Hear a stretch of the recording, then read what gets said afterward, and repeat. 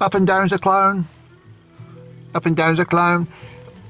I'm parked up here at the edge of the A822, and there's not as much snow on the hills. The sunshine in the last couple of days got to work and melted off quite a bit. Craig McAlpin over there, and the one with the trees on there, that's Mull Hill, and that's where they wanted to put the wind farm, and it got went to public inquiry and got thrown out. But not trusting these little green gremlins in the Scottish Parliament and that Sturgeon's mob, I fear that they might try and bring it back again. Let's hope. Anthony Murray, the late Anthony Murray, just passed away at the end of last year. Well, I made a letter public in which I said to him, look, consider the offset of the wealth that you're going to get against what you're going to do to the landscape. I said to him, you're only a custodian of the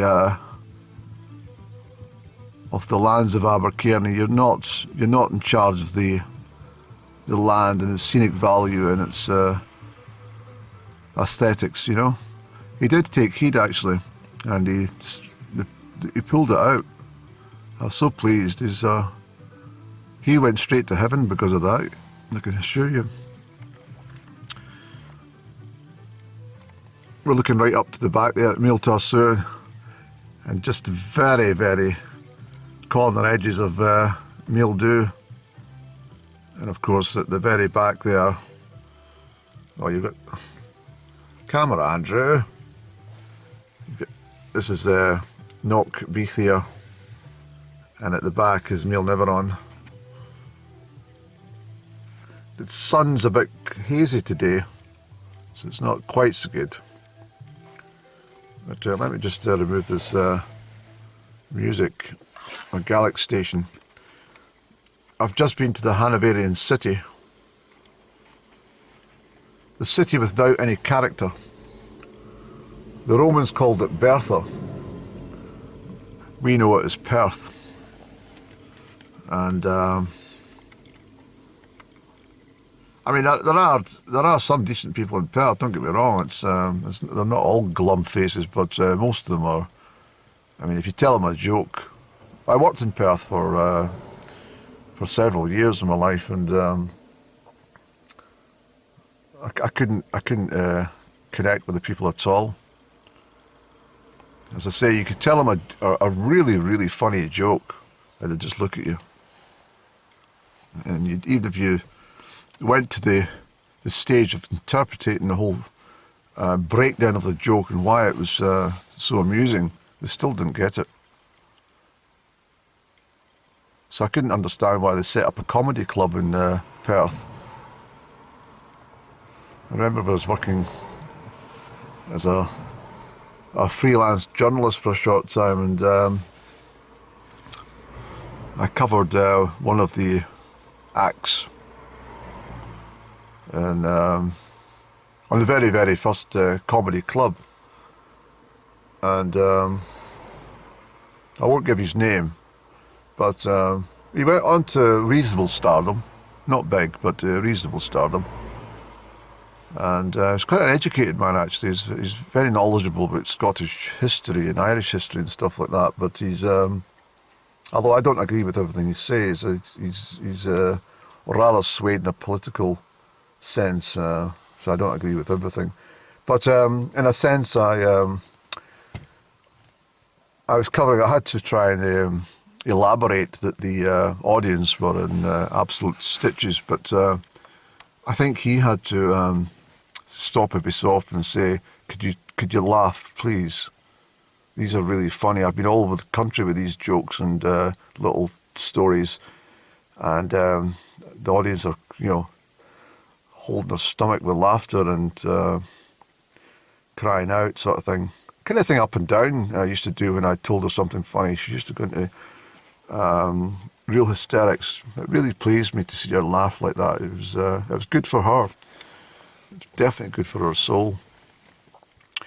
But and she was sending energies through the night. Well, she's actually, I mean, it was very peculiar during the night. It was. I'm not even going to talk about it. It's beyond things. I started to think, is my mind playing tricks on me? But no, I've kind of reverted back to a stage where I'm not having the sleep paralysis, but it's a kind of form of that. It's stage by stage.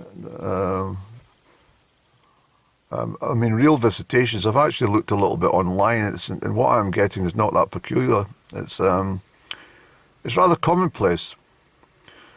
But I've kind of tried and got to decipher between the angelic and the demonic, and I'm rather persuaded that there's nothing to worry about. It's more angelic, because I'm waking up every morning fine, and I'm feeling a little bit more cheerful than I was yesterday. I was rather down in the dumps altogether.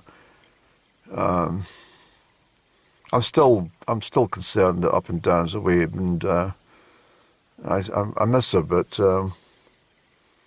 I've been thinking a lot about her sad face. She gets very sad, as I've mentioned quite a few times. She's very grumpy and sad, and I cannot bear to see her in that condition, and so I'd rather hold back and leave her be rather than get her sad, because I don't want her sad. But I was through the estate agents today. I'm house hunting again, and I was chatting away, and I said to him about I spent my whole life looking for, or not looking, but my whole life hoping that myself and Up and Down would move into some sort of steading, and she could have the horses and stuff, and I've mentioned about the beech hedges. Can you see it through the little mist? The beech retains its colour. See it over there? It retains its colour all winter. It's usually till March before it starts to get blown away with the March storms. Give me a quick wipe, Andrew. So you'll see how the sunlight reflects on the beech. It's very beautiful indeed. Probably not the best spot to get to the beach, but and it's also the same as the oak trees and stuff down there. They really come alive in the winter months, when the sun just glints on their branches and twigs and stuff, And I mean, I might shoot up the glen a bit. I might actually go up to the small glen. Conclude this little episode today. We're looking down into the Vale of Monee. I've covered all this sort of information before, but it's just to let you guys see it on this day. This is the 20th of January 23. I did notice I made a small error on one of my evening uploads last night. I'd inadvertently put in it was on the 18th of January. It was actually the 19th. Yesterday was the 19th. So I did make that clear on the actual vlog, but not on the video itself. So apologies for any confusion. And on the horizon there, you'll see Carn Choice, which is just slightly west of Loch Turret. And Stonefield Hill. Stonefield Hill extends all the way to the back, and then we've got the... Can you see? These are the Connaught Hill at the top there in the snow. But the snow's dissipated somewhat since yesterday. The sun's got some strength even in January. But the temperatures up top will be, well, they'll be below freezing, of course, but not excessively so. The south-facing slopes generally start to melt snow much sooner than the north-facing slopes, as you know. But what was I talking about? Yes, Up and Down. And I've been thinking about her quite a bit again.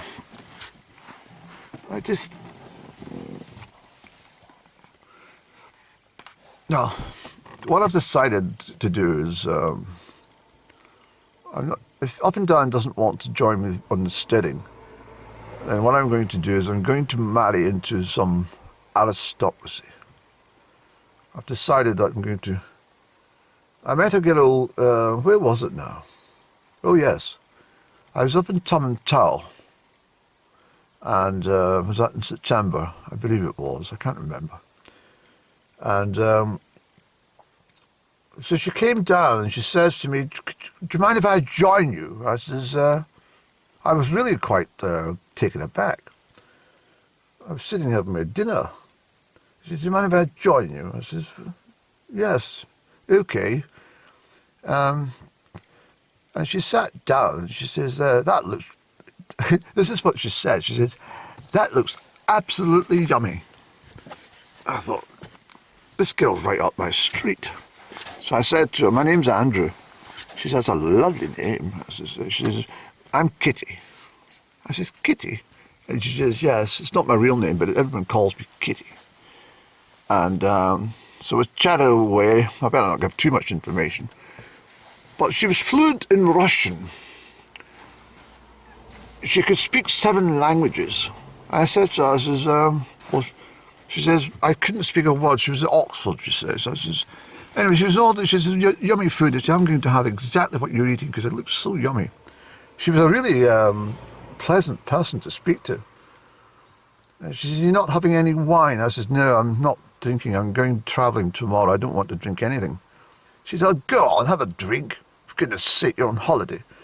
So I said, oh, well, okay, but I don't want wine. I think I'm going to have a lager. And she kind of screwed her nose up and she said, oh, I don't. Yeah, are you sure? I says, yeah. So anyway, this Kitty was chatting away and she says to me, she says, I couldn't speak a word of Russian, but I was at Oxford and we decided to take a extended course.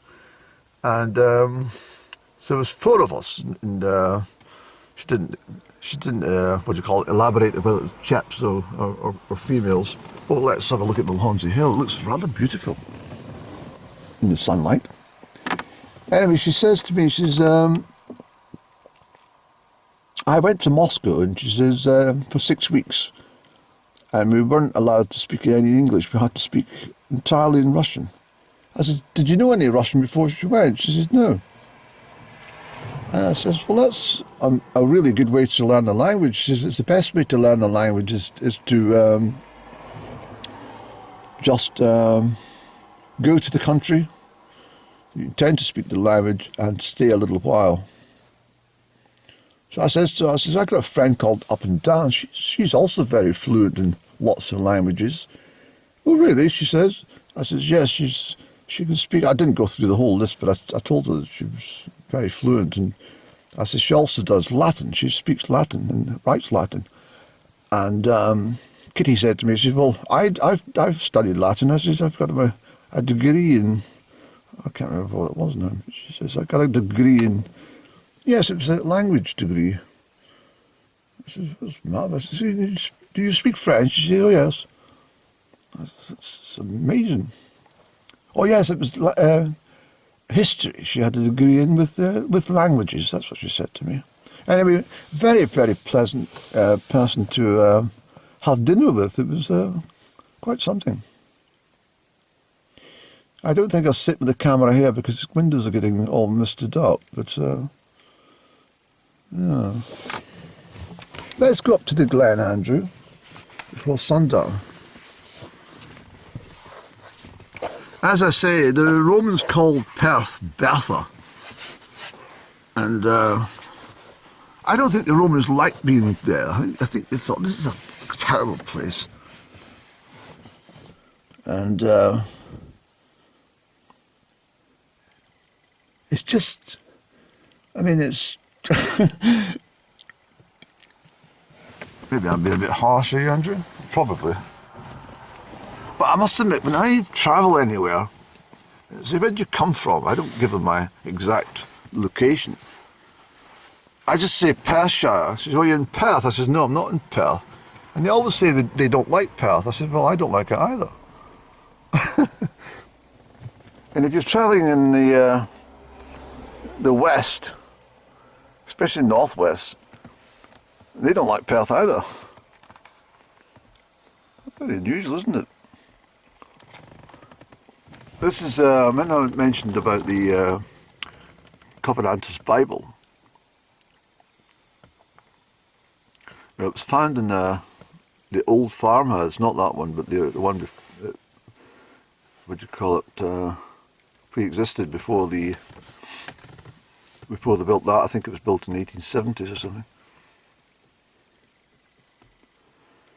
I think we'll shoot up the glen, Andrew, because I tell you what you're needing. It's been a long journey from Bertha. We need a cigarette.